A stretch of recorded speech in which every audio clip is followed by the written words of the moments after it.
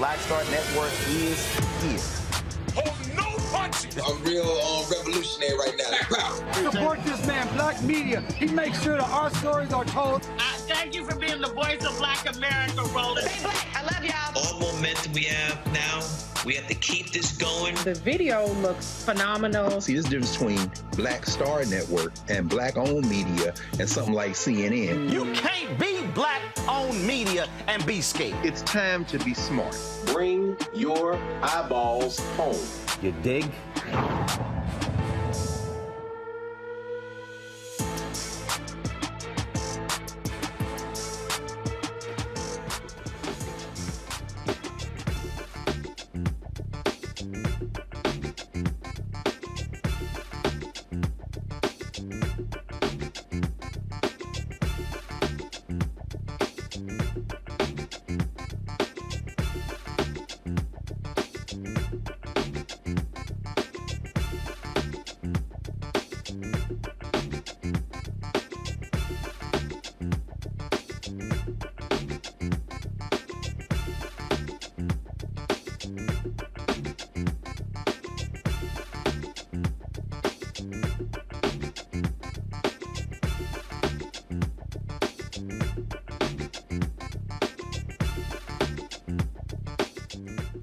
Today is Tuesday, January 10th, 2023. Coming up on Roland Martin Unfiltered, streaming live on the Black Star Network. The Department of Justice, they are now investigating classified documents found at a D.C. facility left by Joe Biden when he was vice president. We have a White House political correspondent to explain what the DOJ has and what this means for President Biden, but also the difference between what Donald Trump did.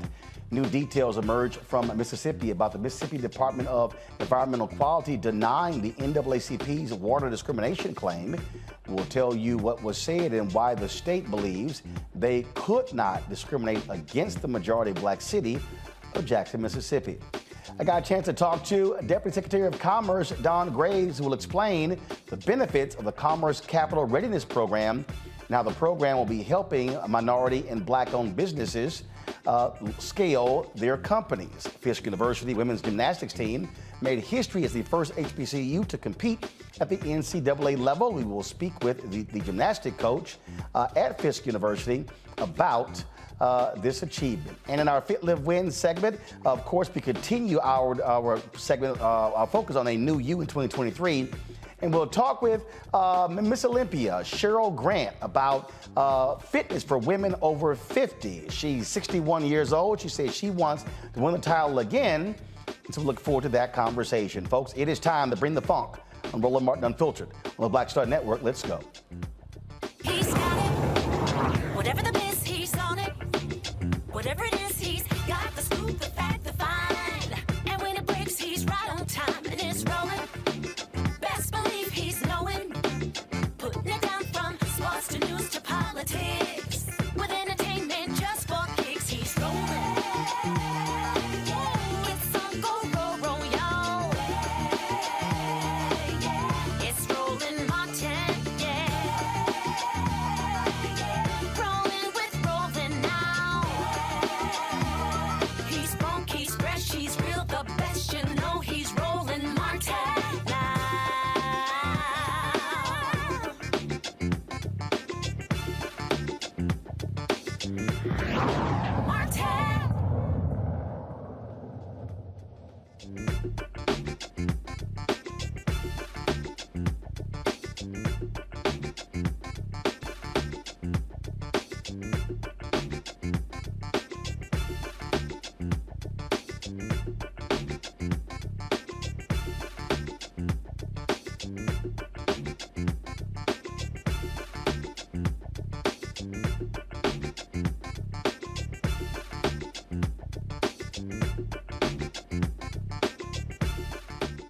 Department of Justice, they are reviewing classified documents found at a D.C. facility left by Joe Biden when he was vice president. The Justice Department is currently reviewing 10 classified documents found in a locked storage closet at the Penn Biden Center for Diplomacy and Global Engagement in an office formerly used by then Vice President Joe Biden. The documents found on November 2nd by Biden's attorneys include U.S. intelligence memos and briefings for Ukraine, Iran, and the United Kingdom, dated between 2013 and 2016. Now, none of the materials are currently being sought by the National Archives, and Biden's legal team is cooperating with the archives and the Department of Justice.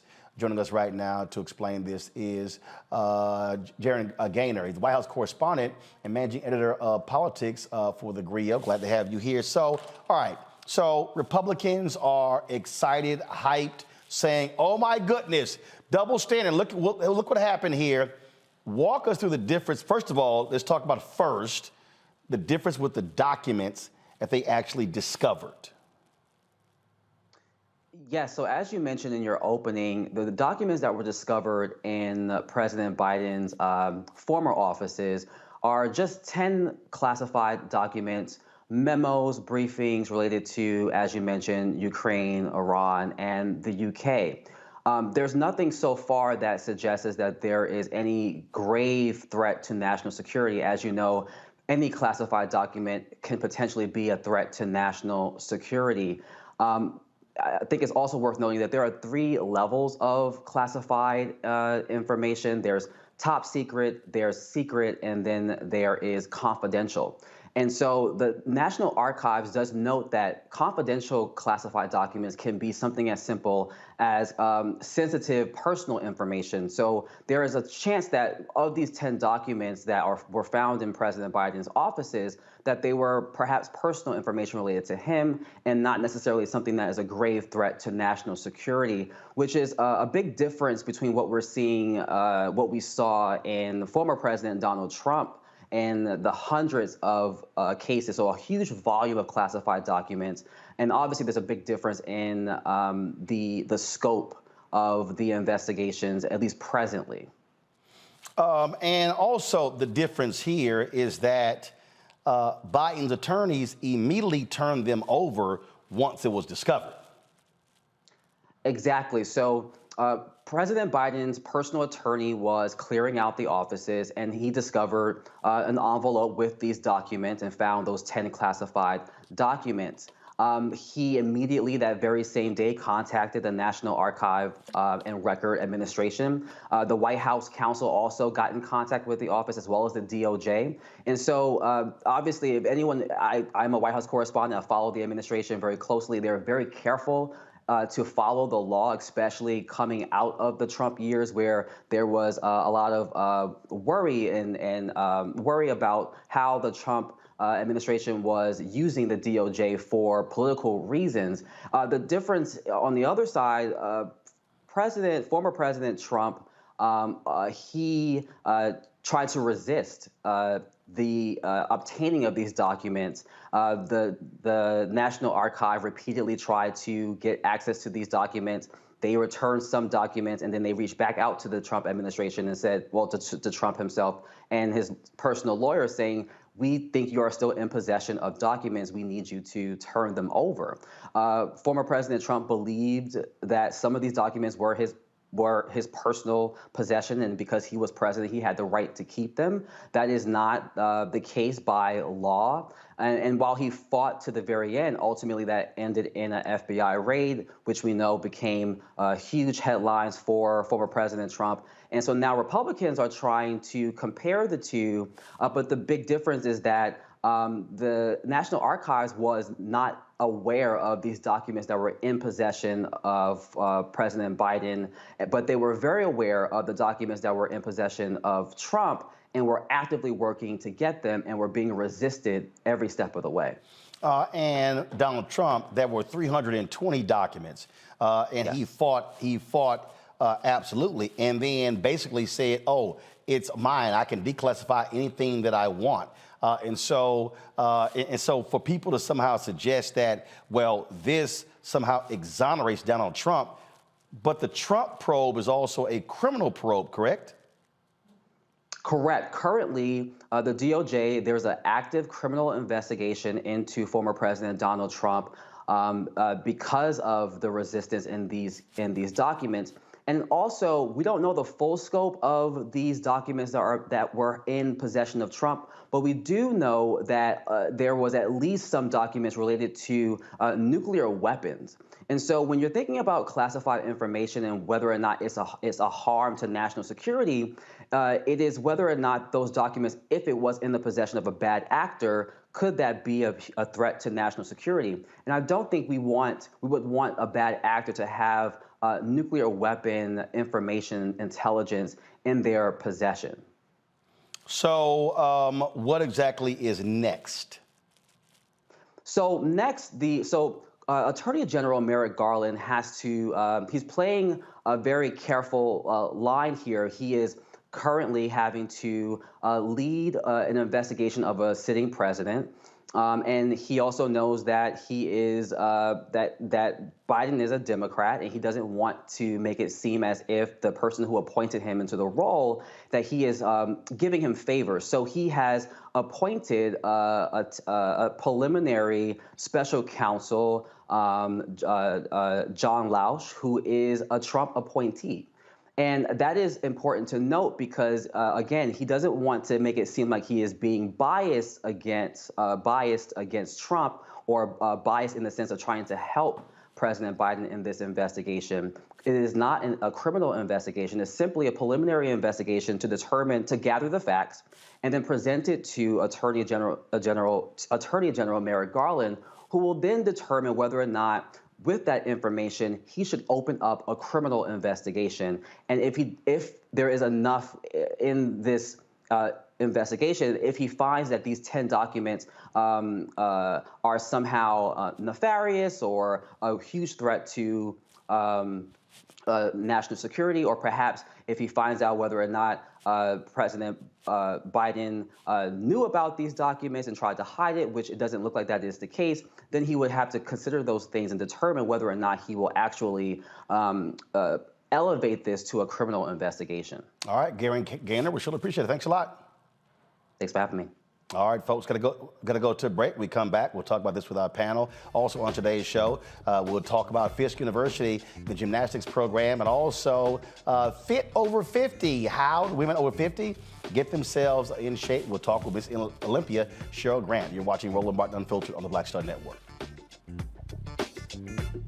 When you talk about blackness and what happens in black culture, we're about covering these things that matter to us, speaking to our issues and concerns. This is a genuine people-powered movement. There's a lot of stuff that we're not getting. You get it, and you spread the word. We wish to plead our own cause. Too long have others spoken for us. We cannot tell our own story if we can't pay for it. This is about covering us. Invest in black-owned media. Your dollars matter. We don't have to keep asking them to cover our stuff. So please support us in what we do, folks. We want to hit 2,000 people, $50 this month, raise $100,000. We're behind $100,000, so we want to hit that. Y'all money makes this possible. Check some money orders. Go to P.O. Box 57196, Washington, D.C. 20037-0196. The Cash App is $RM Unfiltered. PayPal is R Martin Unfiltered. Venmo is RM Unfiltered. Zelle is Roland at RolandSMartin.com. Hi, I'm Dr. Jackie Hood Martin, and I have a question for you. Ever feel as if your life is teetering and the weight and pressure of the world is consistently on your shoulders? Well, let me tell you, living a balanced life isn't easy. Join me each Tuesday on Black Star Network for A Balanced Life with Dr. Jackie. We'll laugh together, cry together, pull ourselves together, and cheer each other on. So join me for new shows each Tuesday on Black Star Network, A Balanced Life with Dr. Jackie.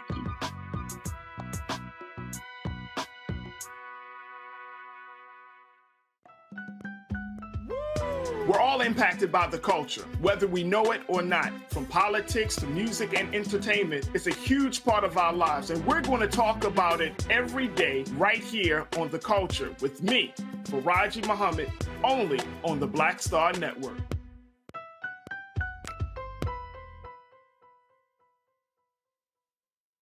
Hey, I'm Deion Cole from Blackest. What's up? I'm Lance Gross, and you're watching Roland Martin Unfiltered.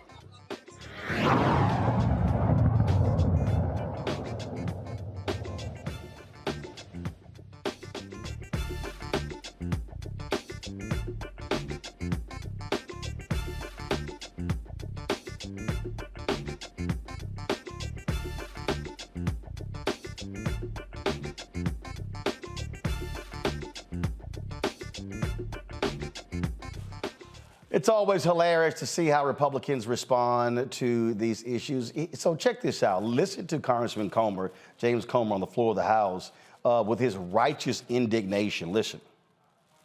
Yesterday, we learned that classified documents from Joe Biden's time as vice president were stashed in an unsecure closet. The National Archives knew about these documents several months ago, before the election. But the American people were just informed yesterday thanks to some investigative reporting. Meanwhile, the FBI conducted a raid on former President Trump's Mar-a-Lago residence for the same violation. Why has President Biden, who has repeatedly kept classified materials in an unsecure location for years, never faced a raid? Is it because we have a two-tier system of justice? Just yesterday, we learned that classified documents from Joe Biden's time as vice president were stashed in an unsecure closet. All right, so let's see. Why was there a raid? Oh, could it be that Donald Trump refused for months and months and months and months to turn it over? And then they discovered that actually the documents were being moved and shipped out. That could be why there was a raid. Here's Pete Aguilar, Congressman Pete Aguilar, Democrat, saying, okay, y'all that hypocritical? This is Republican hypocrisy at its finest.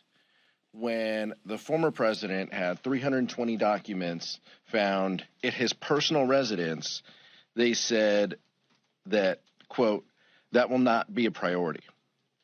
What President Biden did was disclose this to the archives, let law enforcement know. That is exactly the way that you should handle this. All right, so joining us right now, Dr. Larry J. Walker, assistant professor, University of Central Florida, as well as Erica Savage, founder of the Reframed Brain. Okay, so this is why I'm sort of laughing here, because it shows you how silly these people can be, Larry. Oh, this is no big deal. Oh, well, Donald Trump did, it's no big deal. Why are we doing this? Why was there a raid? The man literally ignored, obfuscated. He pushed them off. He refused to turn the documents over. Biden's folks found them, said, here you go. That's why there was no raid. So essentially, it's apples and oranges. These are not the same situations of what you had the correspondent from the Griot and you highlighted. So, Roland, listen, there's a big difference between, like you said, President Biden and his personal attorney following the necessary steps you need to take when there's anytime this kind of classified information is found anywhere that's not secured the way it should be. So he followed the letter of the law. Compared to former President Trump, who tried to utilize executive privilege by saying essentially, I can kind of bless all these documents, and they're mine to own forever. Obviously, you talked about maybe when they say that some of these classified documents that President Trump had in his private residence were quite sensitive as it relates to nuclear weapons and various other issues that are serious and could have an impact on national security. But once again, he thought these were he owned these documents and he shouldn't be penalized for that. And then Roland, as we highlighted, he lied about it. So it is attorneys to make it seem like they didn't possess all these documents. The National Archives knew they possessed all these documents. And you highlighted an important point in terms of the small number of documents in which was reported by President Biden's personal attorney and the hundreds of pages of highly classified information that were in Mar-a-Lago, which is a place we might also add that people frequently come in and out of. And you can't be sure who former President Trump is having dinner with or showing off, as we know he likes to do. So we have no idea what kind of foreign national or other individual knew those documents was there and had access to those documents. The thing here, Erica, before I go to you, even Karl Rove on Fox News was like, yeah, there's a difference. Watch. Oh, let's bring in Karl Rove because, well, this sounds a little similar, Karl? Well, there are differences, but you can't make this stuff up. But there are differences. For example, how many documents? In Biden's case, there appear to be about 10. In the case of President Trump, hundreds. How did they get there? We don't yet know how the documents got to the Biden office connected with his activities on behalf of the University of Pennsylvania. We know that President Trump ordered the removal of the documents to Mar-a-Lago. how responsive were they when the Biden people found out about it? They immediately called the appropriate authorities and turned them over. We spent a year and a half watching the drama unfold in Mar-a-Lago, and it had to end in a police search to recover the documents. But still, despite the differences, this is going to create lots of headaches for the Department of Justice in deciding how to handle President Trump's issues, because now they have an issue that, at least in the minds of a lot of ordinary Americans, are going to be conflated as being roughly the same. Yep. That's why I think they did a smart thing in turning this over to the U.S. Attorney in Chicago to look at initially, because that's one of the two remaining Trump-appointed U.S. attorneys left in the Justice Department. That and the Delaware U.S. attorney is looking into Hunter Biden. But this strikes me as being very problematic for the Biden Justice. So this is what. Look, bottom line, Erica, it ain't the same. And Karl Rove, honestly, he has nothing to win or lose. He's already made great gains. So what Karl is saying, I wouldn't put a lot of money on that. What I will say specifically in talking about the Republicans, we're talking about the same people who have a slim majority in the House that did not on 1/6. I think it was only maybe one that was peeled off, that actually would stand in solidarity to honor what happened at the Capitol that affected every member on the Hill.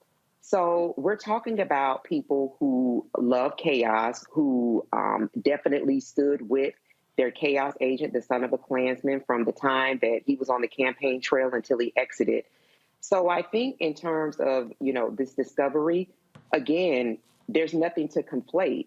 You're talking about not having a warrant executed which I stated before, at the personal residence to collect documents that did not belong to him. You're talking about, in this case, a personal attorney that made a discovery and did the proper thing. So you have protocol and you have theft. These two things are not the same. And so this is really par for the course. In 2022, we read several articles and pieces that told us exactly what the Republicans would do if they maintained or if they assumed control of the House. And they do have that, slim, but they do have it. And they are operating exactly as they have presented to each person, especially since the advent of Trump, which was to be chaos agents. So the theatrics that we see on the floor is more cover for what they aren't doing to make sure that the power of the purse is executed in the way that it would be most beneficial for Americans. So this is really a separation of personalities if I've ever seen one before. And I just really hope that because Republicans love the theater, they really do well in their messages, social media, making it short and making it seem like it's the two, that this will be really another place for people to really honestly understand that Republicans only want what works best for them, which is power. And that doesn't work for everyday American people, as they love to say in their speeches. And the key word, Larry, she used there was theatrics. That's what this is. I mean, this is theatrics. That's what we're dealing with. And so just get used to, this is the drama we're going to see for the next 2 years. Yeah, so Roland, we know the Republicans, we just watched last week, we watched them go through multiple votes. And in between that, run to Fox News or social media with Twitter and highlight their own dysfunction. So we already know, Roland, when I see the Republicans and, we talk about this in classified documents and what we know we're going to see. I'm reminded of the movie, Jim Carrey movie, Dumb and Dumber, when it comes to the Republicans and the antics we saw the last couple of days and will see. They like drama. They want, like I said, they want to be on Fox News. They want this false equivalency between what the documents related to found President Biden's attorney found compared to former President Trump. And they're not, like I said earlier, they're not the same, but they like drama. They like it on the floor of the House. And the point I want to make about this Republican House is, Roland, they care more about the drama being on TV, the antics, than governing. That's it. That's what they do. So, folks, that's what we're going to see. All right. Got to go to break. We come back. We're going to talk about the water crisis happening in Jackson, Mississippi. That's coming up next on Roland Martin Unfiltered. Be sure to download the Black Star Network app, Apple phone, Android phone, Apple TV, Android TV, Roku, Amazon Fire TV, Xbox One, Samsung Smart TV. We also want you to join our Bring the Funk fan club. Your dollars make it possible for us to do what we do. So our goal is to get 20,000 of our fans contributing at least $50 each a year. That's $4.19 a month, 13 cents a day. And so you can do so by sending check and money orders to P.O. Box 57196, Washington, D.C. 20037-0196. Cash App is $RM Unfiltered. PayPal is R Martin Unfiltered. Venmo is RM Unfiltered. Zelle is Roland at RolandSMartin.com, Roland at RolandMartinUnfiltered.com. And of course, you can get a copy of my book, White Fear, How the Browning of America is Making White Folks Lose Their Minds. Get it at Ben Bella Books, Amazon, Barnes & Noble, IndieBound, Bookshop, Chapters, Books A Million, Target. Also, order from your favorite black bookstore, and you can also download it from Audible, and we'll be right back. Okay, you. Hi, I'm Dr. Jackie Hood Martin, and I have a question for you. Ever feel as if your life is teetering and the weight and pressure of the world is consistently on your shoulders? Well, let me tell you, living a balanced life isn't easy. Join me each Tuesday on Black Star Network for a Balanced Life with Dr. Jackie. We'll laugh together, cry together, pull ourselves together, and cheer each other on. So join me for new shows each Tuesday on Black Star Network, A Balanced Life with Dr. Jackie. Hatred on the streets, a horrific scene, a white nationalist rally that descended into deadly violence. White people are losing their damn minds. As an angry pro-Trump mob storms the U.S. Capitol, we've seen shooting. We're about to see the rise of what I call white minority resistance. We have seen white folks in this country who simply cannot tolerate black folks voting. I think what we're seeing is the inevitable result of violent denial. This is part of American history. Every time that people of color have made progress, whether real or symbolic, there has been what Carol Anderson at Emory University calls white rage as a backlash. This is the rise of the Proud Boys and the Boogaloo Boys. America, there's going to be more of this. Here's all the Proud Boys, guys. This country is getting increasingly racist in its behaviors and its attitudes because of the fear of white people. The fear that they're taking our jobs, they're taking our resources, they're taking our women. This is white fear.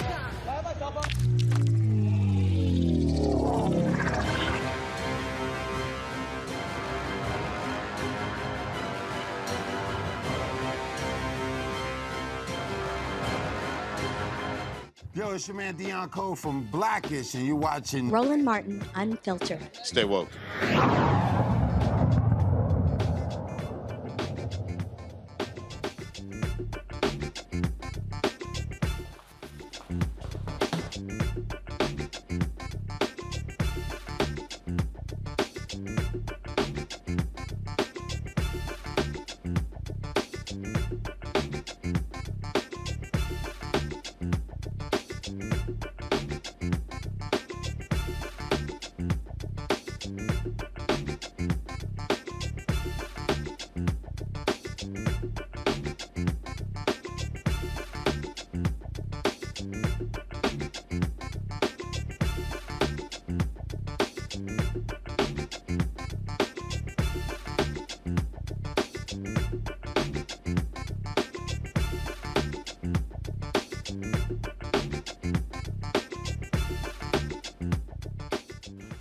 The Mississippi Department of Environmental Quality regulator has denied the NAACP's claim regarding the water discriminating against Jackson, Mississippi. The agency denies the state discriminated against the city of Jackson in its distribution of federal funds. A letter recently surfaced from the Mississippi Department of Environmental Quality Executive Director Christopher Wells to the U.S. Environmental Protection Agency stating Jackson received a loan for every completed application it submitted.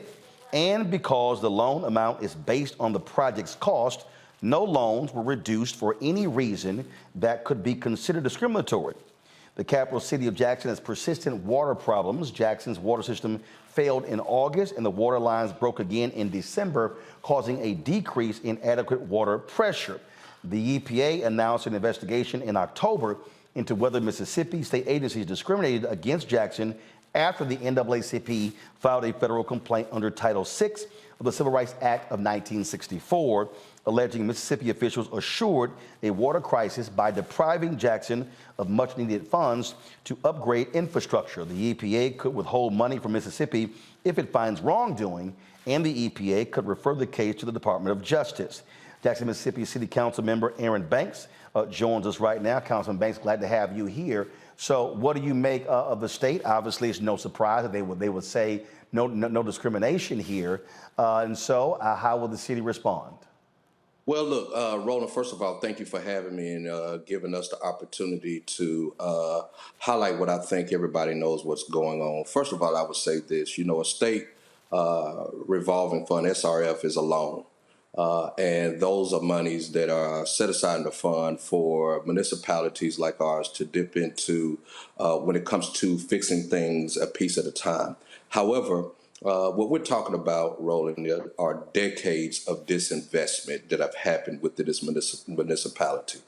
Jackson being 85, almost 90% African American, we see communities like my community where I stay in South Jackson, Ward 6. Every time we have a winter emergency, every time we have a flood, we go 15 to 20 days without water.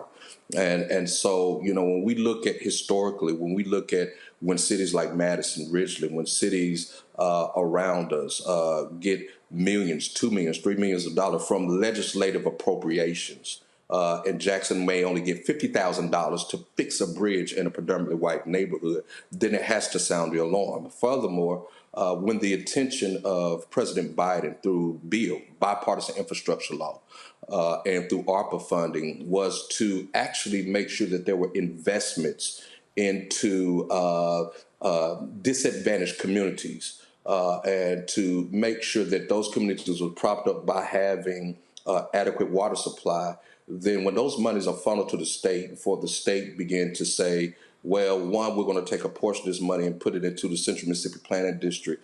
And then not only that, we're going to take the Yazoo City, which is a rural city, and call it an urban city so that we can make sure that we direct those funds elsewhere. But then also say, we're going to lock your ARPA funds up. We know that you have other issues in your city like public safety. We know that you got other issues in your city like the declining workforce development. We don't want you to use your money on none of that. You have to use your money on strictly water, and then we'll give you some of that money that was appropriated for disadvantaged communities. And so, that is the fact of what we're dealing with. And, shame on this leader from the Mississippi, from this environmental quality for, trying to spin instead of just really addressing what's going on so that we get to the bottom of this. And look, you've had the governor who has stated how he proudly withheld money from Jackson. He said it out of his own mouth when he was state treasurer? Yes, sir, at one time.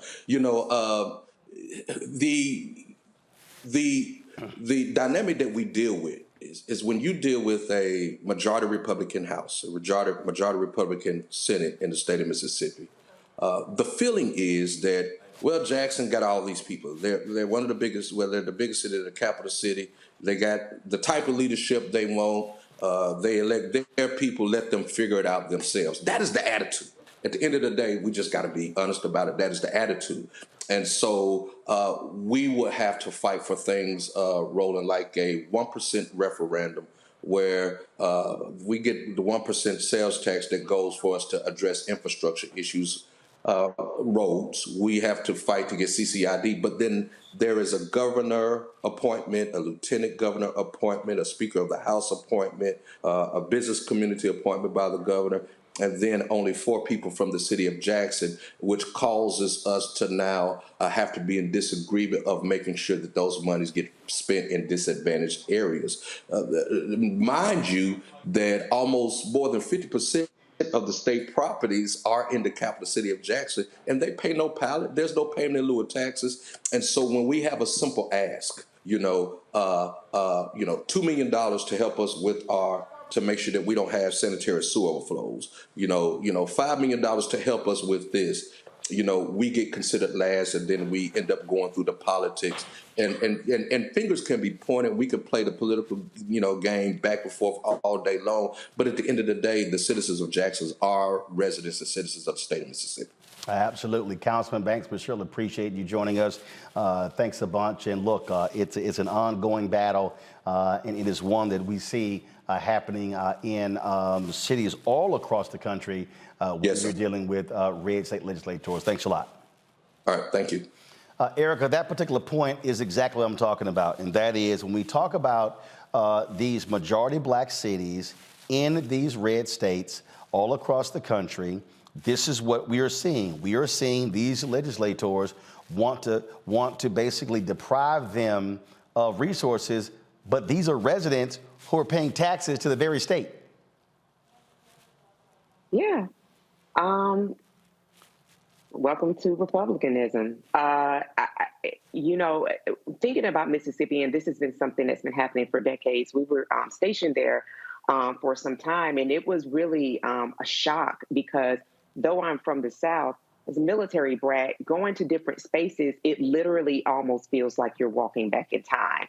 And you're talking about the 90s, that's the feeling that we had in Mississippi. So to know that there's somebody like a Tate Reeves who has been in state legislature for quite some time, and he understands kind of the framework of oppression, for him to be governor and for these problems to be exacerbated says a lot about leadership. And so I would say this is really a red warning signal, fireworks, if you will, for people to actually understand that though we have to grin and we're going to have to bear these 2 years as a nation, this is the reason why people need to be more involved in what's happening in their municipality, what is happening in their borough, what is happening in their state, because you do have people that are elected representatives and that are passionate and that they do the work, just like the gentleman from Ward 6 that we just had on.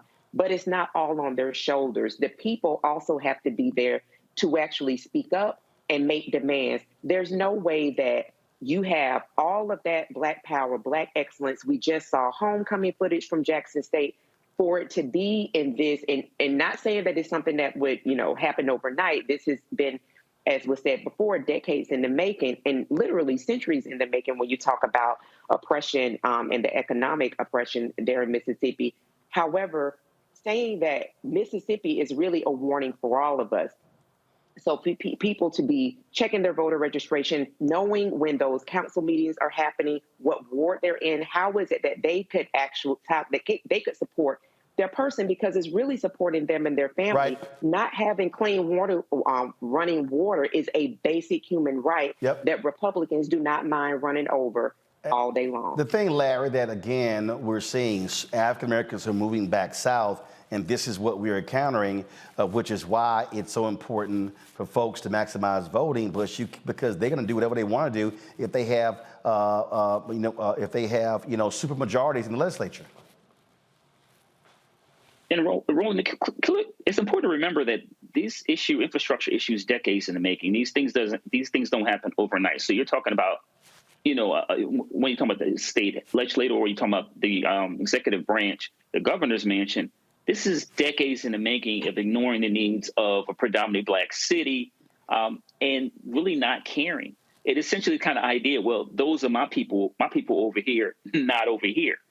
But it is an example of poor leadership. And Governor Reeves, I remember a few weeks ago, him making at an event making a joke about the water situation in Jackson. And once again, the idea of whether I consider you to be my people. And this is the other thing about, as it relates to Republicanism and the contradiction, this idea of, well, as they talk about, it's kind of America first. But what about the citizens of Jackson? We have to make sure that these things don't happen. And unfortunately, we know that it only happens in Jackson, but happens. We can talk about Flint, Michigan, and a number of other states where these kind of infrastructure issues occur. But once again, let's be clear: this is environmental racism. Yep. And once, like I said, decades in the making. And it's really important that, the Biden administration continue to apply pressure. I know the DOJ has gotten involved and they'll get the money from the infrastructure bill, but we need to continue to apply pressure and keep the magnifying glass on what's happening in Jackson. Absolutely. All right, folks, got to go to break. We come back. More on Roland Martin Unfiltered on the Black Star Network.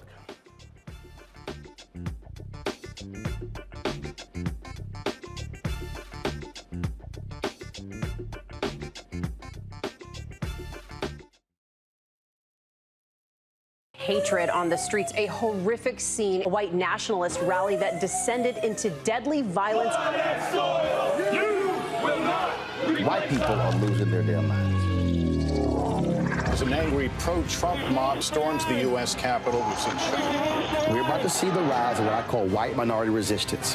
We have seen white folks in this country who simply cannot tolerate black folks voting. I think what we're seeing is the inevitable result of violent denial. This is part of American history. Every time that people of color have made progress, whether real or symbolic, there has been what Carol Anderson at Emory University calls white rage as a backlash. This is the rise of the Proud Boys and the Boogaloo Boys. America, there's going to be more of this. Here's all the Proud Boys, Dave. This country is getting increasingly racist in its behaviors and its attitudes because of the fear of white people. The fear that they're taking our jobs, they're taking our resources, they're taking our women. This is white fear.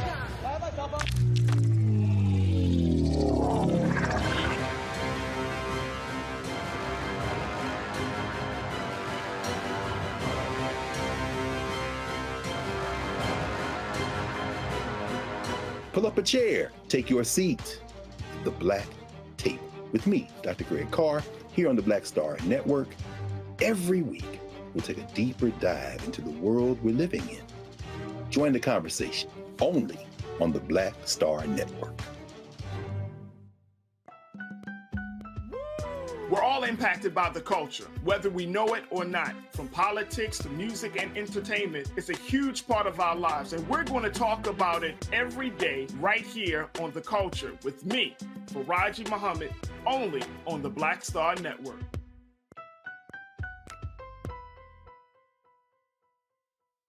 Hi, I'm Vivian Green. Hi, I'm Wendell Pierce, actor and author of The Wind and the Reeds. Hey, yo, Peace World, what's going on? It's the Love King of R&B, Raheem Devon, and you're watching Roland Martin Unfiltered.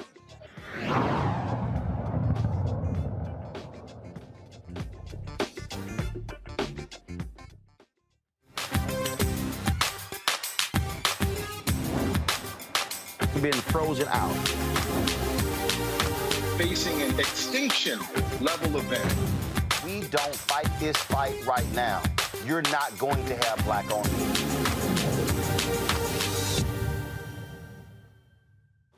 The Biden administration has launched a capital readiness program in the Department of Commerce that will allow for organizations to tap up to $100 million in grants who help black and minority businesses be able to grow their companies. Earlier today, I talked with Don Graves, who is the Deputy Secretary of Commerce, who explained the program and who it's going to benefit. Here's our conversation. All right, Don, so let's talk about these resources here, because I often talk about, we can have discussions about starting more businesses, but the real issue is scaling black-owned businesses and other minority-owned businesses. Roland, that is exactly the issue that we've had for generations. Historically, African Americans have started businesses at very high rates. The problem has always been the ability to grow those businesses over time, to create more jobs, to scale them so that they're actually competitive with majority businesses. And that's what this program is all about. $100 million, the Capital Readiness Program, to support the ecosystem that will provide the technical assistance, the legal support, the accounting, and yes, the capital and credit that's necessary to make sure that these businesses are successful and can scale over time. So what are we? So this program here, I mean, are we talking? Are they grants? Are they loans? Exactly what is this $100 million? And who gets to qualify? Well, the program, again, the Capital Readiness Program, is providing support for this ecosystem. We know that minority businesses, especially in the African American community, has had trouble being able to have success over the long period of time. So what this program is meant to do is to provide grants to those organizations, including the nonprofits that have historically been supportive of minority businesses, the historically Black colleges and universities and other minority serving institutions. And those grants are providing the support that they need to be able to reach more minority businesses, to essentially be there as a resource, as a relationship provider, as a connector to opportunities, to, again, as I said, provide legal, accounting, training, to provide technical assistance, and to also ensure that our businesses have access to the credit and capital that they need. And that program will then allow minority businesses to access broader programs across the federal government for credit and capital, like the State Small Business Credit Initiative, a $10 billion program that is providing that type of financial support. So it's assisting organizations, and so it's not directly assisting businesses, correct? That's correct. It's providing support to those businesses that for a long time have been supporting minority businesses, but never get the type of resources that they need to be to reach as many businesses as there are that are looking for that type of support, or to provide the longer term type of support that these businesses need to, as to your point, to scale up and be competitive with majority businesses. With these grants, is there a cap on the grants? What's going to be the size of these grants? Well, part of it is going to be dependent on the number of institutions that apply for the funds. So we're waiting to see just how many organizations and institutions across the country apply. But the key here is knowing that $100 million, it sounds like a lot of money, but that's not going to go as far and as long as we'd like. And that's why we're continuing to part with other organizations, with philanthropies, with the corporate community, to see if we can get additional funding to support these institutions, so that it's not just the $100 million that's going to be here for a short period of time and then go away, but we're building that long-term capacity. So we don't have a decision yet on exactly how much money is going to go to these institutions. But the great thing is that the Minority Business Development Agency, the one agency in the federal government who's solely focused on the long-term health and success of minority businesses, the MBDA also is providing support to minority business centers in just about every state around the country. So we'll continue to have resources through those business centers, working closely with the organizations that are getting these grant dollars. One of the things my brother and I were having this conversation yesterday, just the other day, because he runs and owns our family-owned catering business. They just recently won. They're part of a major food contract at Hobby Airport in Houston, Le Mans Kitchen. And both he and I have this conversation because they've got to do a build out, something to the tune of $2 million. And so one of the things that we said that again, one of the issues that Black-owned business is facing, and I remember Maynard Jackson dealt with this when he was the mayor of Atlanta, is that we're able to, when we're able to fight through everything and then land the contract, then the issue still becomes, how do you then fund your business and float your business until those checks come in? And I was telling him in my case, I'm not interested in getting a loan or line of credit. For me, it's being able to access the contracts on the advertising side being frozen out. And so even when you go through all of these steps, it still is another barrier when it comes to that next level. Roland, that's exactly right. And part of what we're trying to do with all of the trillions of dollars of spend that the federal government is going to be doing over the next 10 years on building bridges and highways, fixing water systems, on building new semiconductor fab facilities, on making solar plants and making our homes more energy efficient. Those contracts are going to go out to a range of businesses. And what we can do is build in the program requirements whether they're grant dollars going through states or they're contracts going to big companies that are actually building the roads and bridges, et cetera, we can actually stipulate how those dollars are going to be utilized to make sure, just to your point, that companies are, especially small minority-owned businesses, the Black businesses that always have trouble, that they're able to use those contracts to bring forward the payments, to be able to get the types of credit and capital that they might not get, and that they can use that to help build their businesses over the long run, and count on that for the spending decisions that they might be making, the hiring, the capital investments that they need to make sure that their businesses are going to be able to actually perform on the contracts. At the Congressional Black Caucus Foundation dinner, President Biden talked about dramatically increasing I think by 50%, the contracts that African Americans receive on the federal level. Is this particular program, again, a part of trying to achieve that goal? That is exactly right. Part of what we're doing, again, is building that ecosystem, that supportive network that will allow our businesses to be more successful over the long run, to get the type of support that majority firms get all of the time. The other great thing is that this Minority Business Development Agency that was made permanent through the bipartisan infrastructure law, MBDA now has the ability to go to every single federal agency, every department in the federal government, and say, we want to see your plans for how you're going to utilize minority businesses.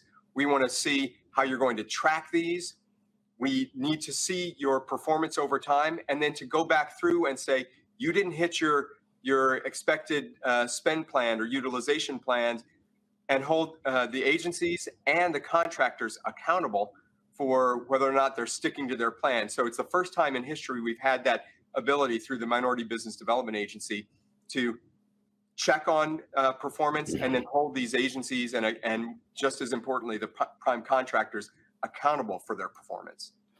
Well, one of the things that I've suggested repeatedly to the head of the SBA and others is that I know in our particular area, it would be great. We do these things called media upfronts where the agencies bring all the media folks together. It would be great if there was a federal government Black-owned media or minority media upfront where we're able to understand who literally holds all the advertising contracts. Because, federal government spends about $1 billion in advertising, but Black-owned media only gets about $51 million because part of the deal is knowing who's doing what and who has the information. Well, that is a great suggestion. I'm going to go to the Undersecretary for Minority Business Development at MBDA today and suggest that he take this industry and look at that very issue, because I think you're exactly right. There are so many of these different industry silos where the federal government is a major player, and we just haven't done enough to figure out how we can make certain that the minority businesses that are in that industry have the opportunities, can actually pursue these contracts and can win them. Well, feel free to give my information. I know this stuff very well. I've been working with Congressman Hank Johnson on this as well. And so whatever assistance we can give, because again, that's really what it boils down to. We can actually grow our businesses when we get the contracts. A lot of us, like for me, I don't have any debt, so I'm not trying to run out and get a loan. But our deal is we can grow with the contracts. And so again, I really glad to see this effort, because again, the federal government has the ability to really reshape what Black African Americans get, 1.67% all federal contracts. If, based on what President Biden said, you grow that by $100 billion, you dramatically change Black America.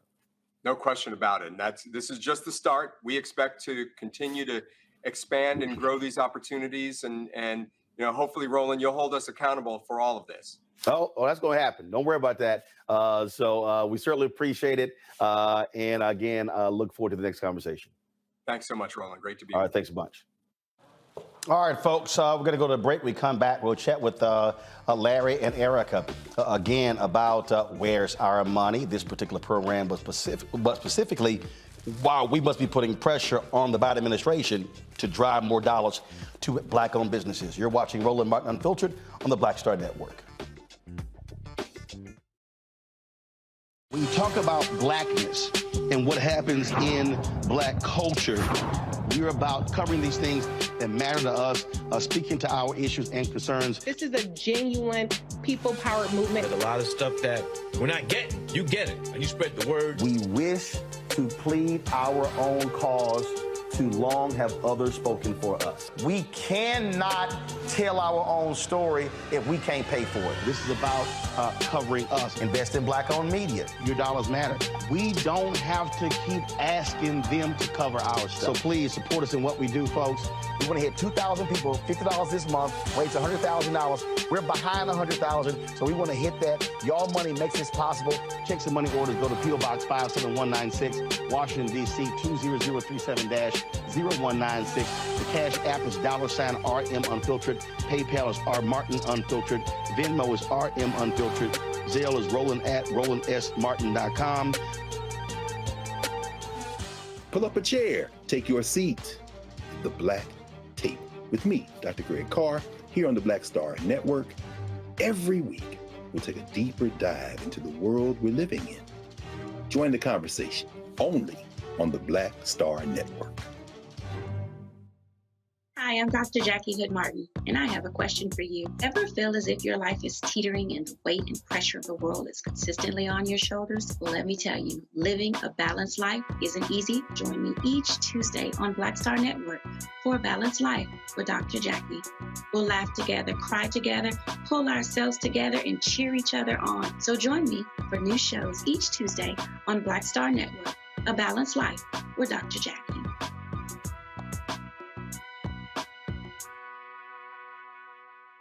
I'm Angie Stone. Hi, I'm Teresa Griffin. Oh, Roland. Hey, Roland. I am so disappointed that you are not here, first of all. Where's our dance? It's like we get a dance in every time I see you. And so now you're not here for me to dance with, sir. You and your ascot. I need it. I need that in my life right now. Okay, I love you, Roland. What's up? I'm Lance Gross, and you're watching Roland Martin Unfiltered.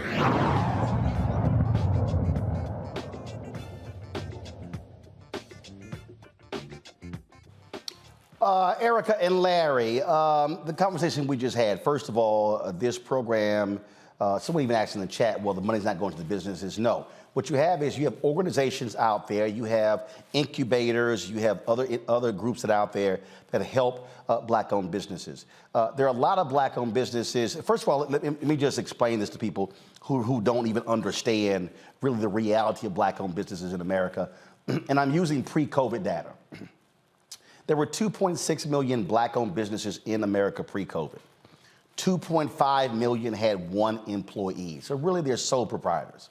And the reality is many of these businesses do not have the accounting, the legal, and the other types of support that you see in a business. Now, when we started this show, and again, I'm just trying to get people to understand the difference. When we launched this show, we started with what most black-owned businesses don't even have.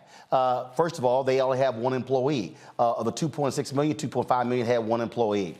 And so when we began, we had 7 people. We now have 15 people. We have legal, we have accounting, we have HR, we have all of those services. And so many black-owned businesses don't. And so these grants are going to be able to help folks in these individual cities then be able to get that technical support, which then puts them in a position to be able to go for the contracts, because the contracting process is a whole different deal. But this right here, Larry, is why it is important that black organizations, black business organizations, and African Americans be pressuring their members of Congress and United States senators, because the federal government spends annually $560 billion a year on contracting. And right now, black-owned businesses are getting 1.67% of the $560 billion. If we all of us, which is about $9 billion, if we all of a sudden go from, let's say, 1.67% to 5%, now all of a sudden you're talking about a dramatic increase, which has a direct impact on black wages, increasing the size of our business. I mean, in our case, let's just say the federal government spends $1 billion a year on advertising. Black-owned media gets $51 million. Okay, so that's 1%. let's say black-owned media actually got 10% of the $1 billion, which is $100 million. Okay, let's just say we got 5% of the $100 million. All of a sudden, that's a game changer. So we have to understand the money game. We use a lot of our black capital fighting for which we should be, George Floyd Justice Act, fighting for voting reform, fighting for housing, things along those lines. But if we're ignoring the money, we are losing out. I think discussing this topic is why your show is so important, because they're, like you said, you're educating folks who didn't know about these statistics and numbers. And I know you talk about this frequently when it comes to black-owned media. You're right. You hit right on the nose in terms of, we need to continue to pressure the Biden administration, members of the House and Senate, whoever is in the White House. We have to consistently talk about these issues because we know the importance of economic power. So if some of these, black-owned businesses are able to get more access to more capital, they can build out, hire more employees, as you said, particularly have an impact on the local community. The other important thing, Roland, is we talk about building black wealth, particularly generational wealth, which black folks haven't had the opportunity to do because of systemic racism when it comes to, being an entrepreneur or you owning a home, in terms of if you try to refinance, being charged at higher rates. There are consistently obstacles in the way in terms of building black wealth. The other thing is that this can do is, in terms of these entities, they receive this funding, bring together other black businesses to collaborate. I like the word, he used the word ecosystem, and I think that's a really important in terms of working with nonprofit organizations, foundations, as he described, but also, like I said, in terms of that ecosystem also impacts black-owned businesses who are in the same area or someone's outside of the area, but they have a great business plan or an idea of how you can scale up. These are the kind of conversations that black folks don't really have the opportunity to have because not only, they don't have access to the capital or the know-how, but they haven't really been given the opportunity to be able to say, hey, you have one, it's just you. We can expand this to 5 or 10 over the next couple of years. Let's help you develop a long-term business plan. So this is a great first step. Right. And again, Erica, the reason why we have this segment is not just about corporate dollars. What people need to understand is that when black people were frozen out of corporate America, the black middle class was actually built through government jobs. And so when we see government layoffs, it has an adverse impact on black people because there's a higher number of African Americans who work in government who make high 5- and 6-figure salaries, higher than what's happening in corporate America. So you take the contracts. When we're frozen out of those contracts, what then happens is we're only able to be here, and then we can't go here, here, and here. I'm going to go back. I'm just using the example, folks. I'm telling you about the data. It was Congresswoman Eleanor Holmes Norton who commissioned a study for the GAO, General Accounting Office, and what they discovered is that $1 billion is spent every year in advertising by the federal government. Black-owned media got $51 million out of the $1 billion. That's 1%. So if black-owned media got 10% of the billion, that's $100 million. Okay, let's just say we went after 5%. We went after 5% of the $100 million. That's 5. Okay, that alone. I mean, everybody who's listening to me right now, $5 million from the federal government advertising contracts alone vaults us to almost $10 million a year. Now, everybody listening, what then happens if we go from a $3 million or $4 million a year business to almost $10 million a year business? Then all of a sudden, we go from 12 or 15 people to 30 or 40 people. Now, all of a sudden, we're actually hiring more black journalists, more contractors, utilizing more businesses, and now all of a sudden, we're able to pay even more competitive wages for folks who are working in mainstream media. That is how you build capacity. But you got to be able to access the contracts. Yeah, and everybody has a budget, and you show someone their budget, then you can see what their priorities are. And this is definitely a priority for us to be looking at the money every week or as often as you have these segments on the show. And, you know, one of the things I was thinking about, Roland, when you were talking about, when you were rolling through the numbers, thinking about Black women being the fastest growing entrepreneur group. But then when we start looking down a little bit further at what that means, we also see that in terms of capital is very difficult, as we've just discussed around raising capital, but we see that the revenue streams look a lot differently. So instead of having an infrastructure of support, because it's pretty much self-funded, we see Black women entrepreneurs only bringing home about $24,000 a year in comparison with their white counterparts, who are also women, doing about $140,000+ a year in revenue, which is, again, a big difference. So that is why we have to have these conversations. We have to bring on people who lead agencies to walk us through different programming and what's available. And when you were talking... And there was something he said, Erica, that was so important that I don't want people to miss. He said that the MBDA, they now have the authority to go into each agency and say, we need to see your paperwork. We need to see if you're, if you're meeting the numbers. And they can go to the contractors. People have no idea how huge that is going to be. It's checks and balances. It's making sure that what is being said, and this takes me back to 2020, because remember, Roland, we spent pretty much that year talking about a racial reckoning. All of these different, especially in the tech space, made these pledges of all of this money that they were going to give. And so following back up here a few years later, we see that very little or almost none of those people held their pledges. It was in the moment. It was the right thing to do in that moment.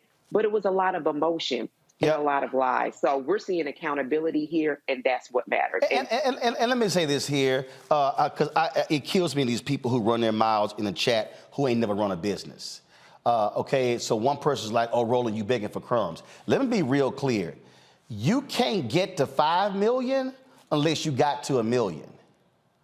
You can't get to 1 million unless you got to 500,000. Okay, so for all y'all who saying, oh, you asking 1 million is too low, you don't know what the hell you're talking about. Because what you also don't know is when you have a business, you got to have capacity of staff to handle a larger contract.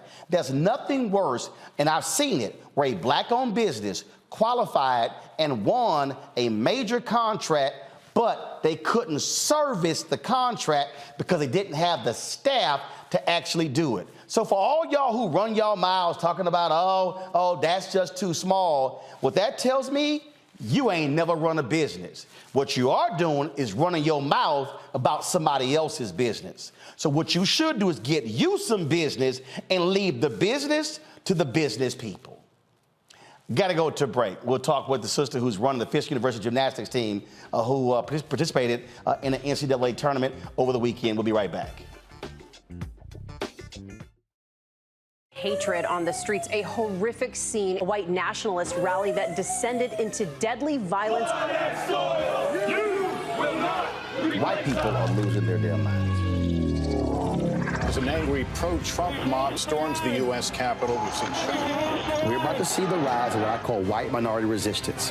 We have seen white folks in this country who simply cannot tolerate Black folks voting. I think what we're seeing is the inevitable result of violent denial. This is part of American history. Every time that people of color have made progress, whether real or symbolic, there has been what Carol Anderson at Emory University calls white rage as a backlash. This is the rise of the Proud Boys and the Boogaloo Boys. America, there's going to be more of this. Here's all the Proud Boys, Dave. This country is getting increasingly racist in its behaviors and its attitudes because of the fear of white people. The fear that they're taking our jobs, they're taking our resources, they're taking our women. This is white fear.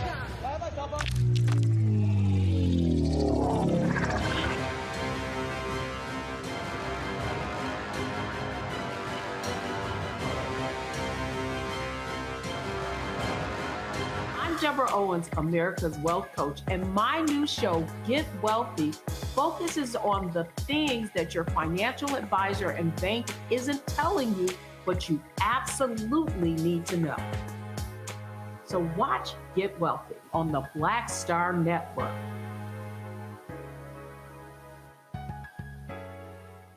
Pull up a chair, take your seat. The Black Tape with me, Dr. Greg Carr, here on the Black Star Network. Every week, we'll take a deeper dive into the world we're living in. Join the conversation only on the Black Star Network. What's up? What's up? I'm Dr. Ricky Dillard, the choir master. Hi, I'm Amber Stevens-West from The Carmichael Show. Hi, my name is LaToya Luckett, and you're watching Roland Martin Unfiltered.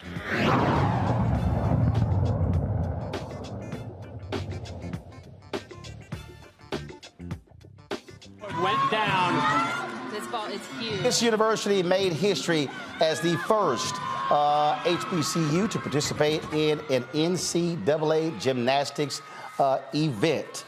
Of course, they launched their program. The Fisk Lady Bulldogs launched their program, and they now, of course, are competing against the likes of Oklahoma, Michigan, UCLA, national champion, folks.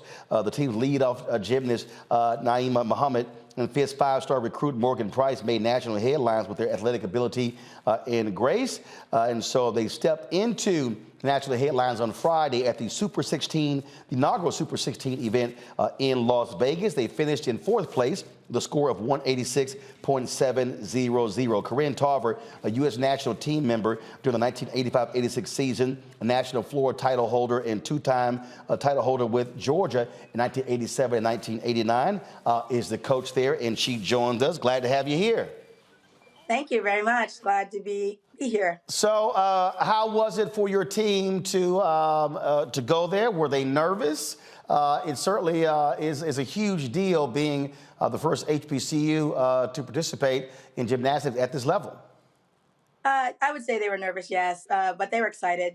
We've been training all fall, so they were ready to get the season started, and this was a coming out party. It was definitely a coming out party. There was lots of attention when the program started, when Morgan signed as well, and so I'm sure you were happy to get all that behind and actually go into competition versus folks talking about the program as opposed to now seeing them perform. Yes, definitely. We have the longest preseason of any sport, so.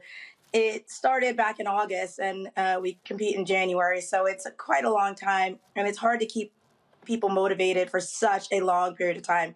So everyone was happy to get out on the floor and be able to show what we are capable of and show what an HBCU can do. So explain to folks how this works, because when you look at football, you obviously have different divisions. Fisk is an NAIA school. So how are you able, as an NAIA school, to compete in a tournament against other larger programs?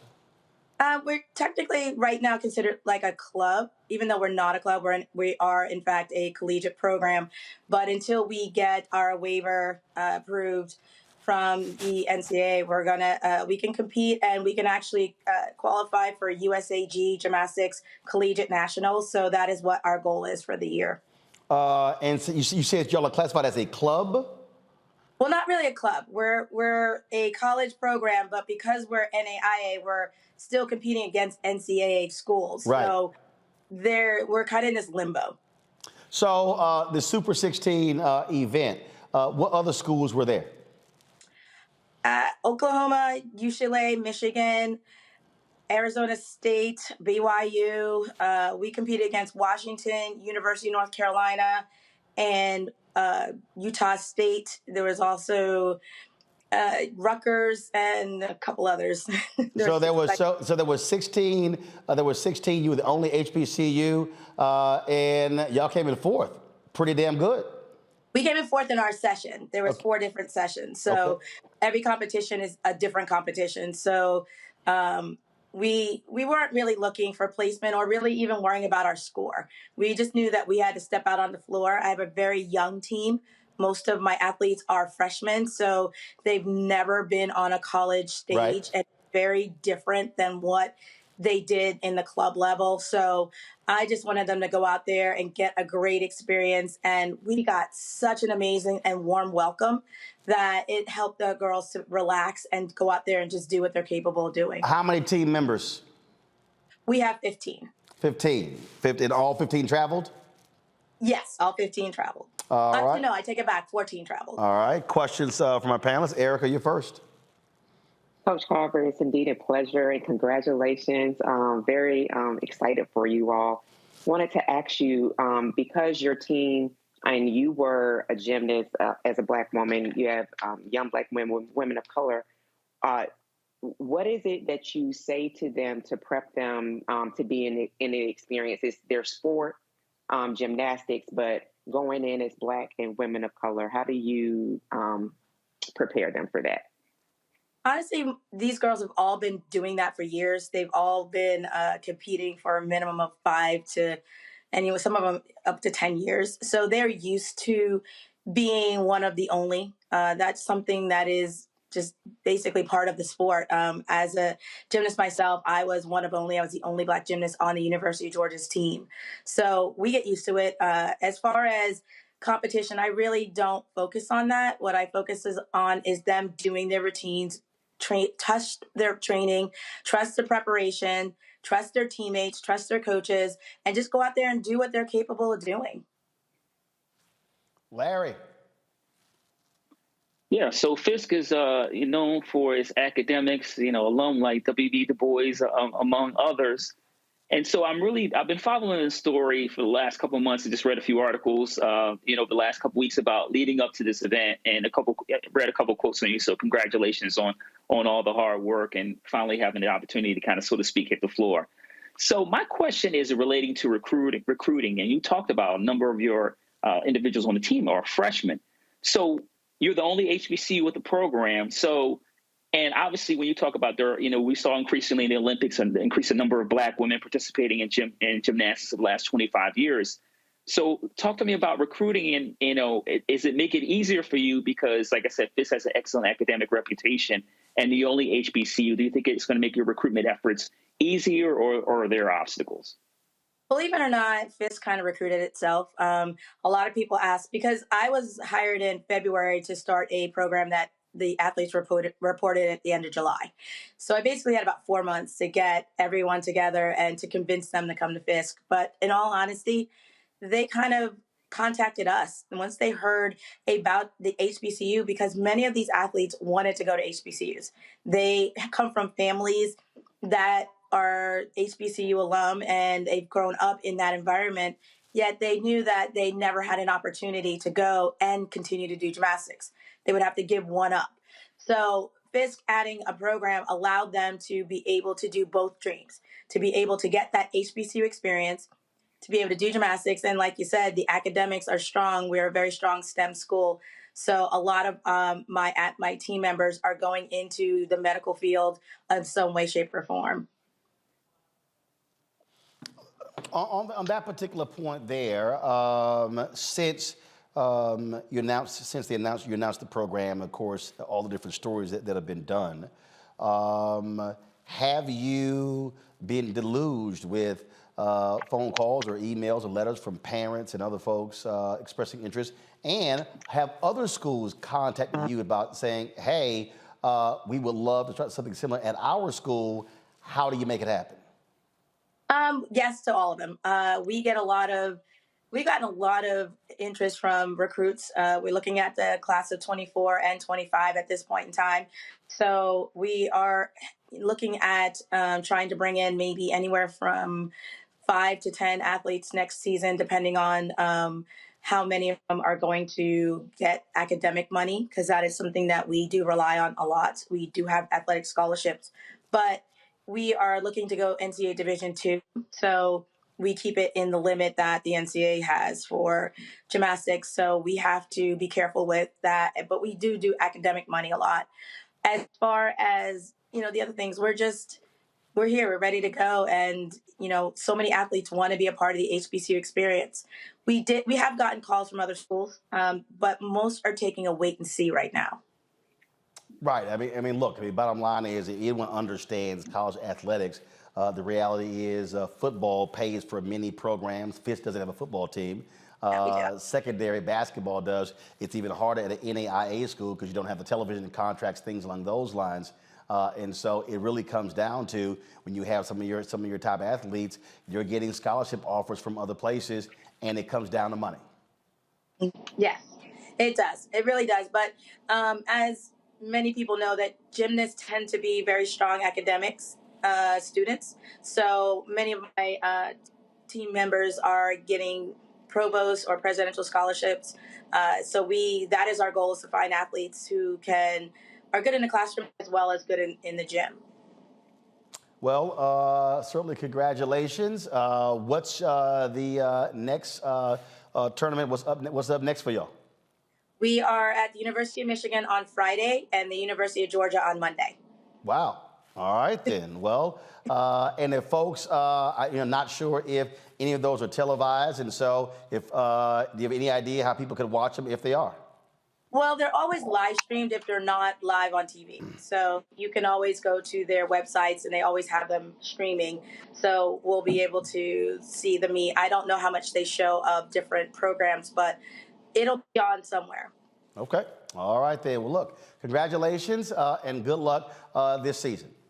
Thank you so much. All right, folks, when we come back, we'll tell you, we got some headlines. We'll talk about Black Lives Matter, folks in Florida wanting some officers to be fired for their actions. Also, our Black and Missing. We'll talk about that as well, and some other news of the day. And don't forget, we'll be chatting with Miss Olympia Cheryl Grant, who's 61 years old, talking about fitness for sisters over the age of 50. She says, look, any of us can do it. We got to commit ourselves to it. We look forward to having the conversation with her.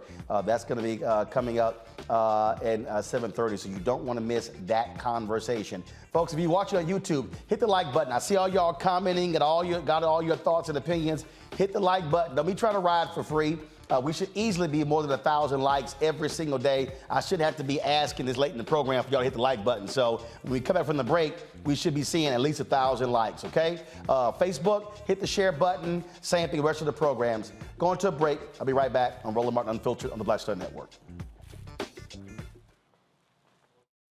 When you talk about blackness and what happens in black culture, we're about covering these things that matter to us, speaking to our issues and concerns. This is a genuine people-powered movement. There's a lot of stuff that we're not getting. You get it, and you spread the word. We wish to plead our own cause.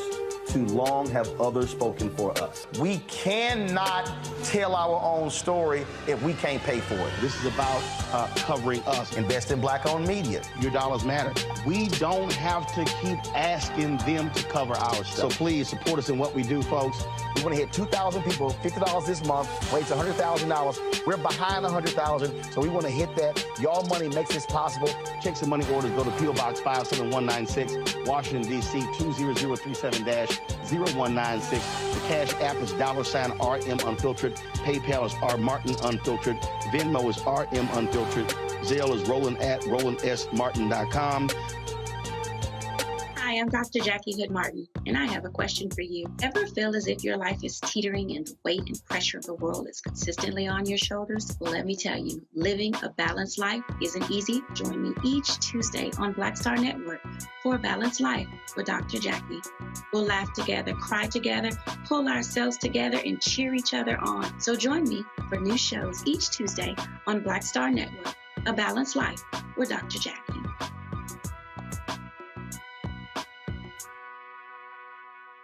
Pull up a chair, take your seat. The Black Tape with me, Dr. Greg Carr, here on the Black Star Network.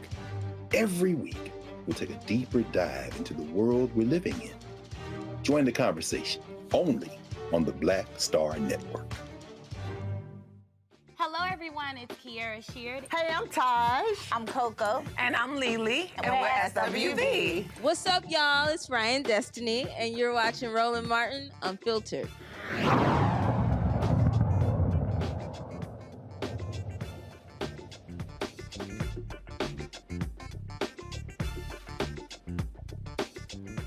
No, we got Black and Missing, folks.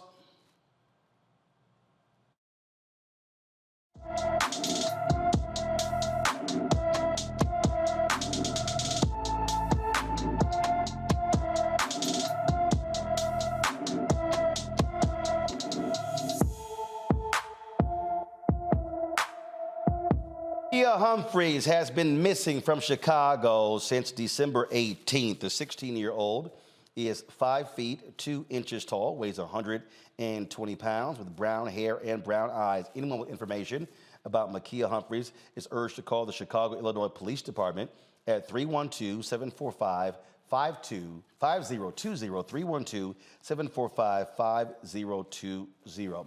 Folks, today is the second day of the federal trial in a civil lawsuit over 2020 traffic stop in which an Afro-Latino Army lieutenant was pepper sprayed and handcuffed by Virginia cops. Do y'all remember this video? Roll it. What's going on? How many occupants are in your vehicle? It's only myself. Why are your weapons drawn? What's going on? Open the door slowly and step out. Open the door. I'm not getting out the vehicle. What's going on? Get out the car. Open the door slowly and get out. What's going on? Get out of the car now. Open the door and get out the car.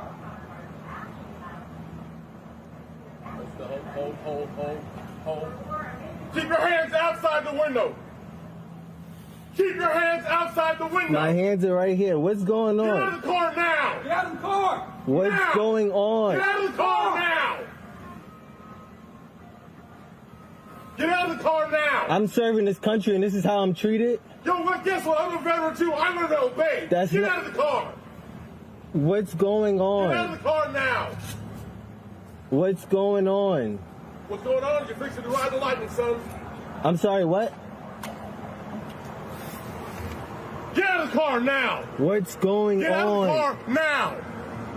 Get out of the car. Sir, just get out the car.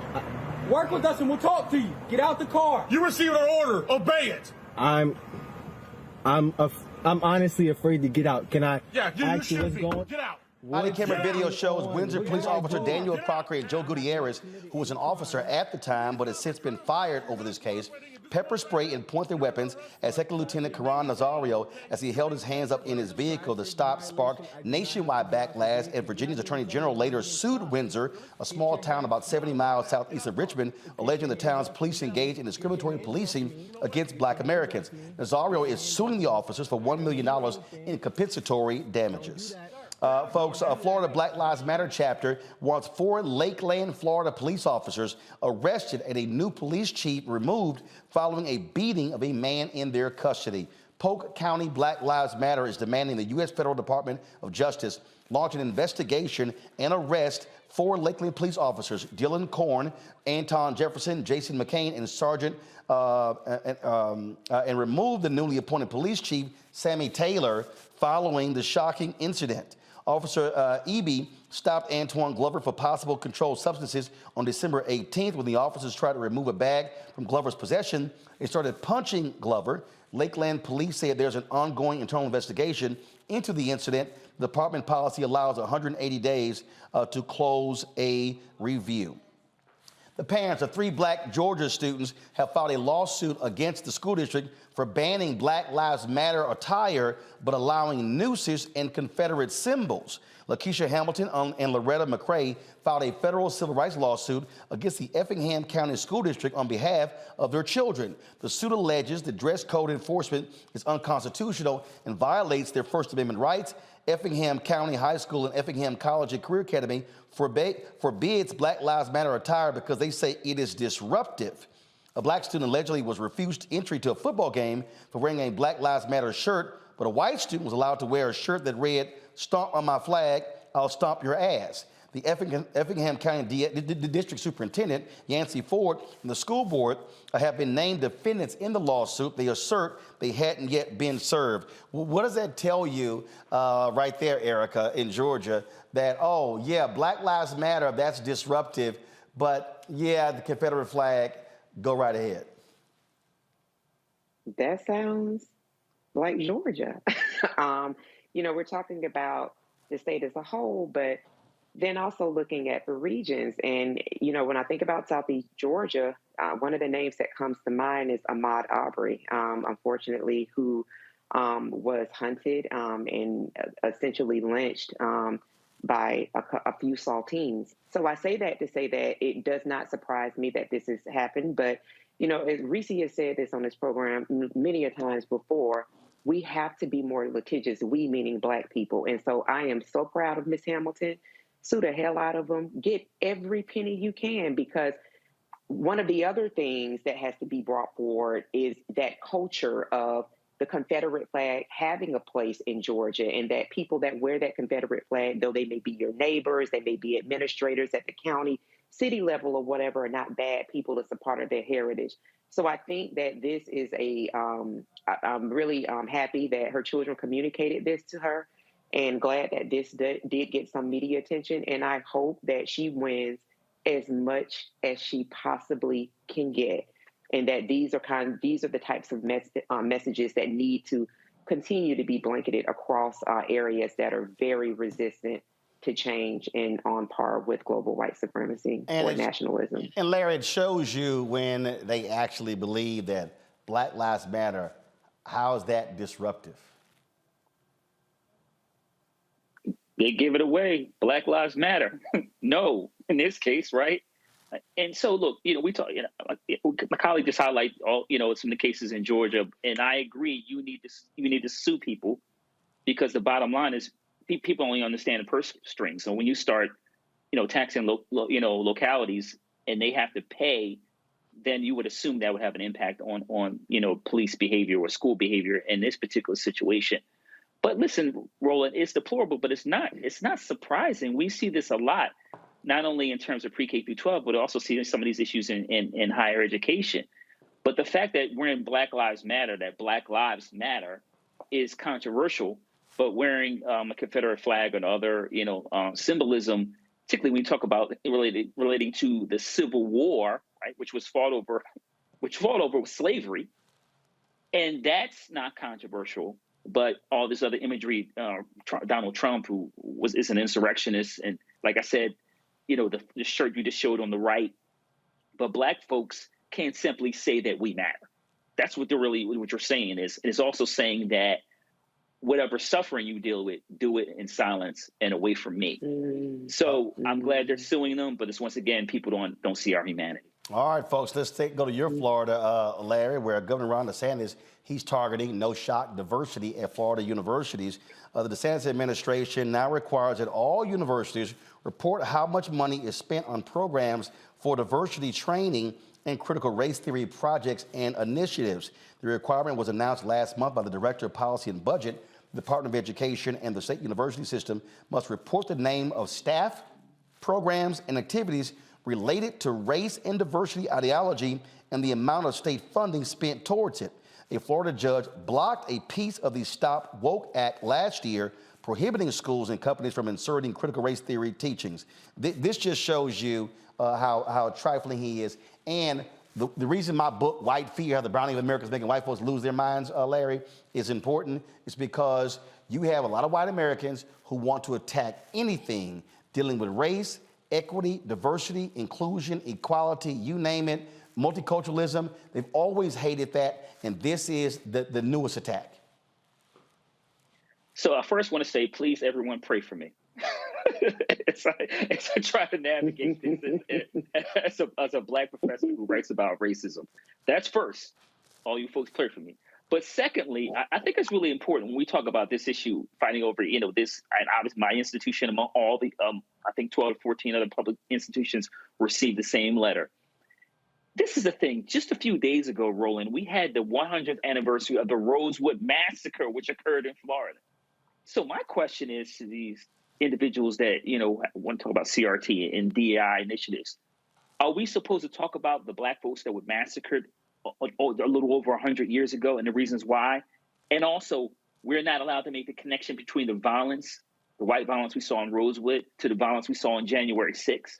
Because, see, what's happening is when people don't want you to talk about these issues, you can't make these linkages, educate people, and may possibly prevent some of this violence we've seen throughout this country's history. So I'm on the front line of this. And like I said, I know that the faculty union are at our school and statewide aware of this. I'm aware of this faculty member, and we're going to continue to fight this issue. 30 seconds, Erica. Go. I would urge, I'm looking at all of the list of the colleges and universities in Florida. I bet you if Black athletes walked away, that as we continue to talk about this underlying message of the power of the purse and money, I bet you that would have a serious impact on what that thing's name, DeSantis, the decisions that he's making to really starve out Florida of being able to be multicultural. Well, indeed, and I guarantee you, Black athletes did that, they would all be freaking out, and he'd be backing the hell up real quick. All right, folks, gotta go to a break. We come back, we'll chat with Cheryl Grant in our Fit, Live, Win segment about fitness for sisters over 50. That's next on Roland Martin Unfiltered on the Black Star. Hatred on the streets, a horrific scene, a white nationalist rally that descended into deadly violence. White people are losing their damn minds. As an angry pro-Trump mob storms the U.S. Capitol, we've seen shooting. We're about to see the rise of what I call white minority resistance. We have seen white folks in this country who simply cannot tolerate Black folks voting. I think what we're seeing is the inevitable result of violent denial. This is part of American history. Every time that people of color have made progress, whether real or symbolic, there has been what Carol Anderson at Emory University calls white rage as a backlash. This is the rise of the Proud Boys and the Boogaloo Boys. America, there's going to be more of this. Here's all the Proud Boys, guys. This country is getting increasingly racist in its behaviors and its attitudes because of the fear of white people. The fear that they're taking our jobs, they're taking our resources, they're taking our women. This is white fear.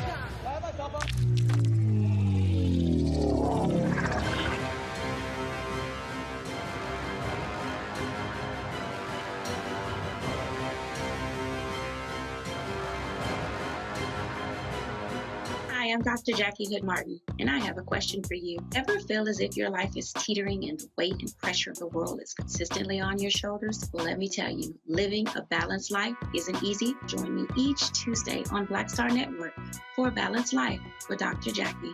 We'll laugh together, cry together, pull ourselves together, and cheer each other on. So join me for new shows each Tuesday on Black Star Network, A Balanced Life with Dr. Jackie.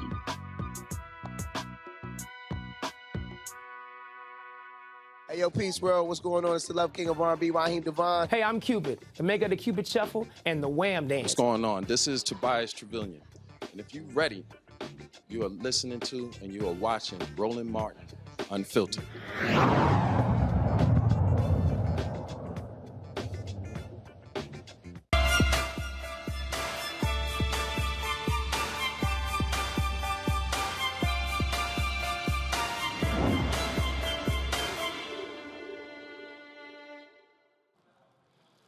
All right, folks, welcome back to Roland Martin Unfiltered.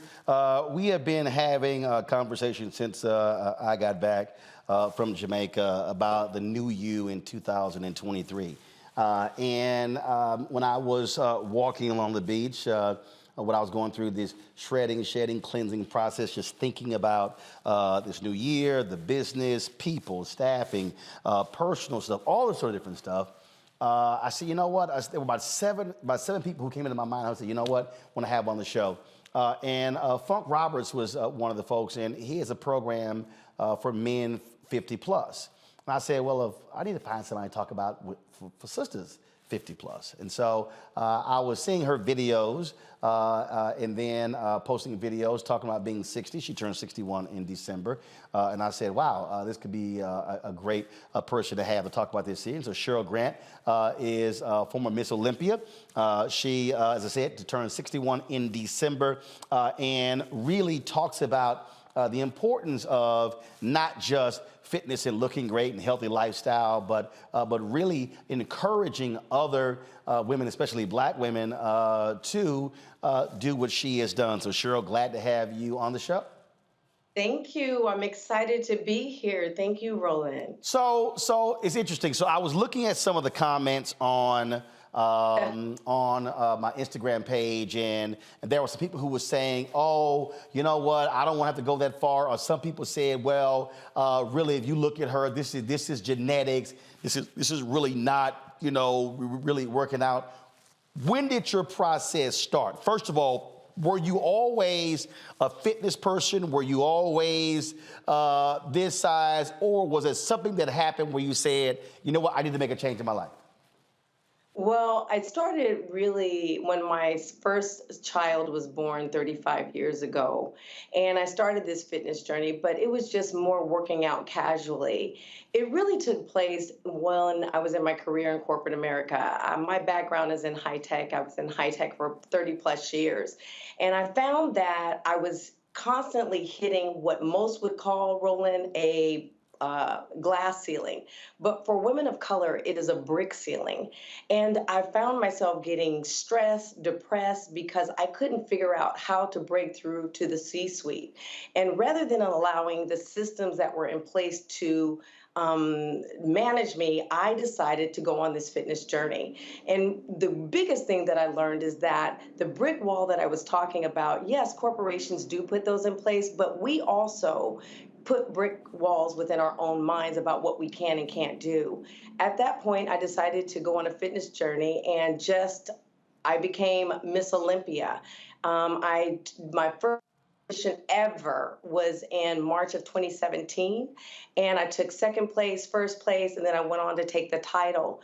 But it did something for me. It really transformed me inside and out about what is possible.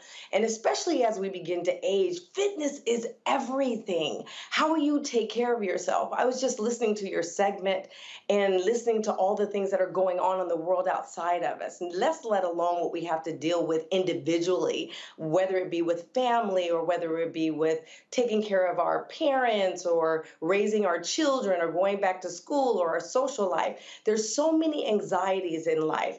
This became for me not an option, it became a way of life. And I think that's very key to understand what it is, how you're taking care of yourself, and to start as young as you possibly can. And no, the genetics, I will say, you know, my mother is amazing. She looks amazing. My mother is 80 years old. But it really has to do with us rethinking about how we take care of ourselves mentally, emotionally, and spiritually. And my approach is really a holistic approach. Fitness, you won't stick to a program if you're not mentally fit first. And for me, fitness stands for faith, intuition, and tenacity. It's the ability to believe in the impossible. It's learning how to trust yourself and that navigation system. And then the tenacity, you got to get up and go do it. And we as women, as we age, we lose skeletal mass, and that becomes critical. If we fall, we have a greater risk of injury. This is not just optional. This is important. And I think if the pandemic didn't teach us anything, it should have taught us that our health is our wealth. What was interesting to me, I was the video that we showed when you were walking into the room. Somebody came on your page and they said, you know, aren't you too old to be wearing a swimsuit? I think that age is a number, in my opinion. I don't look at life that way. Your perspective is everything. Les Brown is my mentor. He said, how you do one thing is how you do everything. I want to be excellent in every area of my life. So it doesn't matter. Bikini, what does that have to do with it? What's important is, am I mentally fit? And living in a world today, that should be the priority versus wearing a bikini. That's just a part of the process of the fitness journey that I'm on and the competition that I did. That was a requirement. That's the level of competitiveness that I competed at. But I think that it's okay. Why do we put these definitions about age and what you can and can't do? If you feel good, do it. And the more you work out, I guarantee the better you will feel. not only in life, but in every area of your life. And I'm all about that. Being fit for life. That is everything. That is my mantra. That's what I teach. I actually went on, a lot of people will ask me, Roland, if I'm a personal trainer. I'm not a personal trainer, but what I've created is an all-inclusive platform that allows individuals to not only get fit physically, but to get fit mentally, and then to apply that in every other area of their life. I am a business entrepreneur that's about collaboration and building a network and a community of other people. So I have nutritionists on my platform. I have wellness coaches on my platform. I have doctors on my platform, all here to help individuals be their absolutely best self. And isn't that what we all want in life? I mean, especially at this given time, and especially with all the things that come along with our lifestyles and the way of eating. And I'm a firm believer that it's all about balance. It's all about balance. You don't have to want to compete. That doesn't have to be your North Star, but you should have a North Star in terms of how you're taking care of yourself so that as you begin to age, you can live your best life. Your health, again, is your wealth. Well, the reason I find that interesting because you're 61. Go to my iPad. You may know about this sister. Her name is Chef Babette. She's 72. She's 72 years old. And if you go to her Instagram page, you'll see her videos. Yeah, y'all, anybody who's that's a 72-year-old black woman right there. But the key, I think, what you said is it's the mind. And I think what happens is for a lot of us, and I don't care whether we're talking about fitness or eating, whether we're talking about how do we grow a business, whether we talk about how to do anything, so many people, they take in so many negative things from other people and then add on top of their own negativity, and it stops them from even starting a journey. Yes, and I'm a firm believer in, you have to take care of you. And I said this on social media, never, never, never allow somebody else to stop you at reaching your greatness or your pinnacle. I can tell you about the fitness journey for me, that it transformed my life, but I had to also transform everything around me, what I ate, who I hung out with, what I did, what I thought, what I was thinking, all of that makes up the whole of you. But if you are living this life and you want your best life, your absolute best life, then you need to make you a priority. And if not you, and if you're not taking care of you, then who will? It's so amazing to me how many people, and they listen to all kinds of different other people. Like I saw one person and they were like, you know what, look, you can sit here and walk, but that stuff ain't gonna work. If you ain't running, if you ain't jogging, if you ain't sprinting, you got to start somewhere. And if that means that you start walking a half a mile a day, and then it goes to a mile, then 2 miles and 3 miles, that's a start. But the point is to get somebody start and being consistent. Consistency is everything, and surrounding yourself around others who equally have that goal will keep you. You don't want to surround yourself with somebody who will allow you to make help you fight for your limitations. You have to surround yourself around people who are going to encourage you to get fit. And fit doesn't have to be like you just said, Roland. Perfect example. Walking. If you can't walk, run. If you can't run, go to the gym. I'm going to tell you, as we age and over 50, one of the best things you can ever do is lifting weights, because it helps you to build your muscles so that you're more flexible, so that you have more energy, so that you're capable. It helps also with your mental clarity, how you think. And as we begin to age, you start to forget things. All of that matters. And you have to start somewhere. And if you don't start now, where are you going to start? Why wait before you get sick, before you have to take action, or you have to be something critical has to happen to you before you're willing to take the steps? And I say to everybody, before you start any regimen, consult your doctor. The second thing I will tell you too is get around people that are like-minded. Right. That's like everything in life that are helping you. Hold tight 1 second. I'm going to go to a break. We're going to come back. I want to pick up on that. Got questions from Erica and Larry, and we'll do more. We're talking to Cheryl Grant, folks, about fitness for women over 50. As we keep our focus on a new you in 2023. You're watching Roland Martin Unfiltered on the Black Star Network. Most people think that these television shows that tell stories about who we are as black men, and then they paint these monolithic portraits of us. They think that they're being painted by white people. And I gotta tell you, there are a whole bunch of black folk that are the creators, the head writers, the directors of all of these shows, and that are still painting us as monoliths. The people don't really want to have this conversation. No, they don't.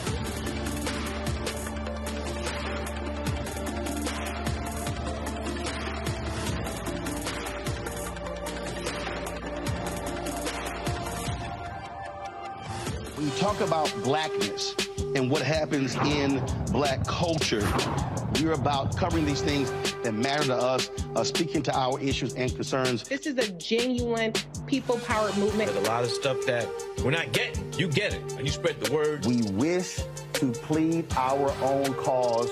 Too long have others spoken for us. We cannot tell our own story if we can't pay for it. This is about covering us. Invest in black-owned media. Your dollars matter.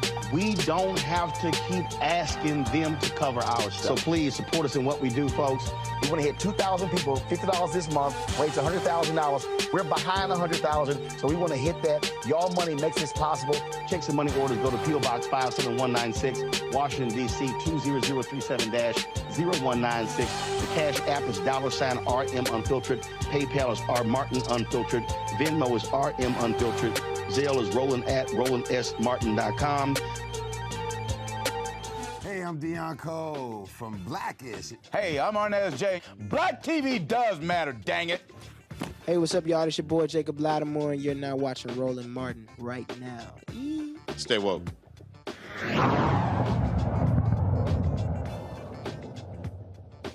All right, welcome back, folks. We continue our focus with our Fit, Live, Win daily segment on a new you in 2023. We're talking to a former Miss Olympia, Cheryl Grant. Cheryl, yesterday I saw, it was a story that came down, it was in a Wall Street Journal, and it said doctors are recommending drugs for children who are obese. And I said, you know what, I want to put that to our folks because look, we are a society where we first run to drugs. In fact, right now, people who have diabetes, there's a shortage of medicine because people are now getting that medicine and paying for it to lose weight. These TikTok videos went out, and now there's a shortage of that. And so, so much of us is, what's the quick fix? Can I take a pill? Can I sit here and get some drugs and get it all done versus putting in the work organically and naturally? Well, you said a key word there, Roland, quick fix. We're always looking for a quick fix. There are no quick fixes in life. Anything that's worth it is you have to work for it. And your health should be worth that. Taking care of your temple, taking care of your body. I personally think that it's really sad that how we are set up as a Western society, that everything is geared towards appeal when all you need to do is get into a regimented system. You can go to the doctor, you can get surgery, you can do all of these things, and you can equally take the road to get there naturally. Not only will it be better for you in the long term, there's always side effects to anything that you're taking. There's always side effects. If you ever read the list, it just amazes me that we would still even want to take those steps. I can tell you that it's not easy. I will be very honest with you that, getting up at 5 a.m. in the morning every morning is not something that I want to do, but I can tell you I feel so much better as a result of doing it versus not doing it. You mentioned, before we went to the break, you mentioned lifting weights. And again, there are some who say and you see these videos now, see these ads on YouTube all the time. Stop, get off that treadmill, get off the elliptical, don't do any walking. No, that does nothing for you. You should just be focusing on weights or resistance bands. What do you say? I say any form of exercise is better than none. That's what I say. And I also say that depending on where you are in your life will depend on what type of workout is going to work best for you. I believe in trainers. I work with them. As a matter of fact, I am training for Miss Olympia. I'm on the road to Miss Olympia this year at the age of 61. But I have 3 trainers. I have a nutritionist and 2 trainers. But I think it's important to get somebody. And if you can't afford a trainer, that's fine too. Take a walk. Anything is better for you than doing nothing.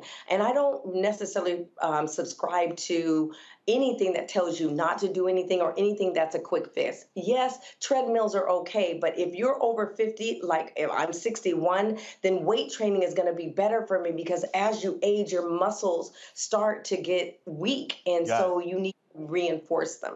Erica, question.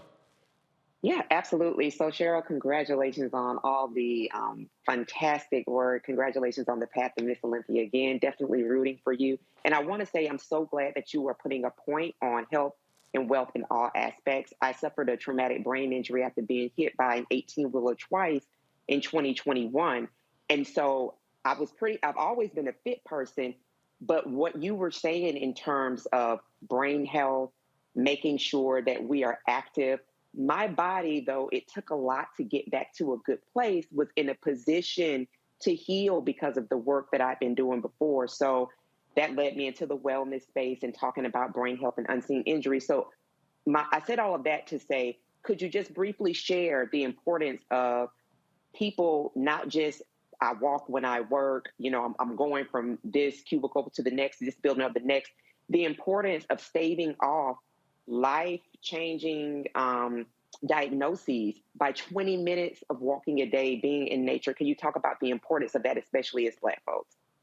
Yes, when a lot of people, I have a very, my energy is very positive 99.9% of the time, but it's very important that that's why my platform is all about mental fitness, is that you're taking care of yourself mentally. And I think anybody who has had any major accident or injury or anything of that nature, my mother had a heart attack.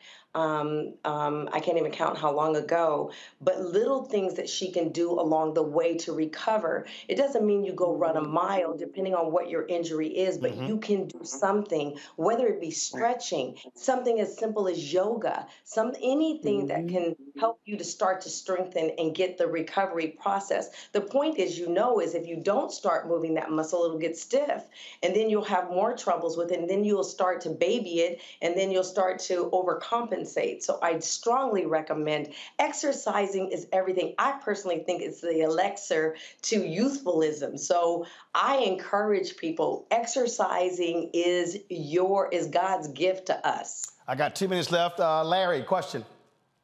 Yeah, really quickly. I'm glad you talked about the 50 Over crew. I work out 5 days a week, and you're right. It's hard work, and folks don't realize that.